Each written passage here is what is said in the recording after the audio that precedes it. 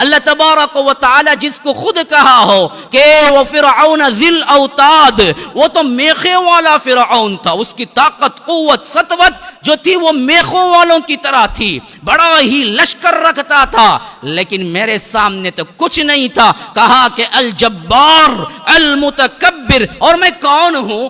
میں کون ہوں؟ متکبر میں ہی ہوں۔ فخر، غرور، تکبر کسی کے لائق ہے؟ وہ رب العالمین کے لائق ہے۔ میں، انانیت، میں بھی کچھ ہوں، یہ کہنے کہ کسی کو حق ہے وہ رب العالمین کو ہے۔ کہا کہ میں متکبر ہوں۔ اسی وجہ سے اللہ کے رسول صلی اللہ علیہ وسلم نے فرمایا اگر کوئی رائی کے دانے کے برابر بھی تکبر اپنے دل میں رکھتا ہے تو وہ جنت کی خوشبو بھی نہیں سونگھ سکے گا، حالانکہ جنت کی خوشبو 500 سال کی مسافت سے آتی ہے، یعنی اتنا دور پھینک دیا جائے گا۔ کیوں؟ وہ رب کی صفت کو اپنے اندر اپنایا۔ بعض لوگ کیا ہے، بہت ہی اپنے آپ کو اعلیٰ سمجھتے ہیں، اپنے آپ کو بڑی چیزیں منسوب کر لیتے ہیں، میں فلاں ہوں فلاں ہوں فلاں ہوں، جس سے بھی ملتے ہیں میں کون ہوں پتہ ہے، میں یوں کیا، میں وہ کیا، میں نہ ہوتا تو ایسا ہو جاتا۔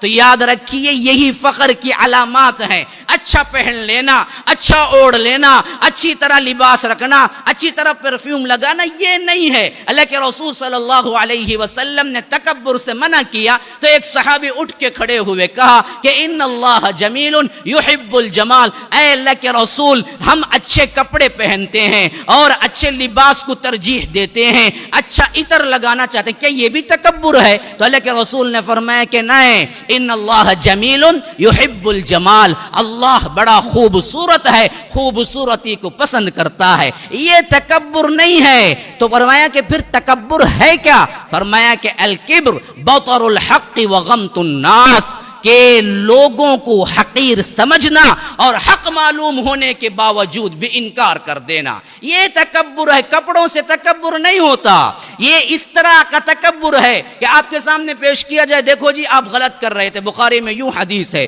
قرآن میں تو یہ آیت ہے، آپ غلط کر رہے ہیں، لیکن ہمارے بڑے بوڑھے بڑے ہی اکڑ سے کہتے ہیں کیا رے تو آ گیا کہ جمعہ 8 دن نہیں تو آگے مجھے سمجھاؤں گا کہ جا رہے سب معلوم مجھے، یہ تکبر ہے۔ حق سامنے آئے، اپنی انانیت آڑے آ جائے اور کہے کہ میں نہیں مانتا، یہ تکبر ہے۔ دوسرا، کبھی موقع پڑ جائے کسی کے ساتھ بیٹھنے کا، کبھی موقع پڑ جائے کسی صف میں کیا ہے بالکل بازو والا فقیر قسم کا ہو، تو بندہ سمجھتا میں اس کے بازو کھڑا ہوں صف میں ہی صحیح، یہ تو نہیں ہو سکتا، میں اس کے ساتھ بیٹھ جاؤں صف میں ہی صحیح، میں نہیں بیٹھ سکتا، یہ تکبر ہے۔ لوگوں کو حقیر سمجھنا، خواہ وہ کوئی بھی ہو، چماری کیوں نہ ہو، حقیر نہ سمجھا کرو۔ 1 منٹ کا 1000واں حصہ کافی ہے، تمہیں وہ حالت کو اللہ تعالیٰ پلٹا دے اور تمہاری حالت کو چمار کو لے آئے۔ اللہ کا فضل ہے کہ اللہ نے تمہیں یہ حالت میں رکھا ہے بس۔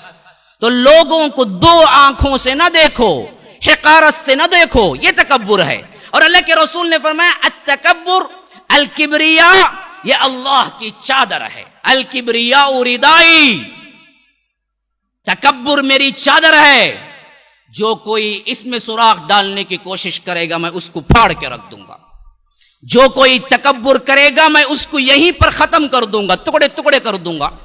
اور آخر یہی ہوتا ہے کہ متکبرین جو دنیا میں ہوتے ہیں ان کا احوال بڑا دردناک ہوتا ہے۔ پھر اس کے علاوہ حشر کے میدان میں جب آئیں گے نا، اللہ ان کو چونٹی کی شکل دے گا، ان کے روحوں کو چونٹی کی، روحوں کو ان کو کیا بنا دے گا؟ چونٹی کی شکل دے گا، اور وہ چونٹی میں رینگتے ہوئے آئیں گے، اور لوگ دیکھتے ہی پہچان لیں گے یہ دنیا میں متکبر تھے۔ اللہ ان کو ذلیل کرنے کے لیے چونٹی بنا کے اٹھائے گا حشر کے میدان سے۔ دیکھو جو اترا کے چلتا تھا آج کیا ہے؟ چونٹی بنا ہوا ہے، کوئی حیثیت جو نہیں ہوتی آپ چلتے ہوئے اس کو رون دیتے ہیں۔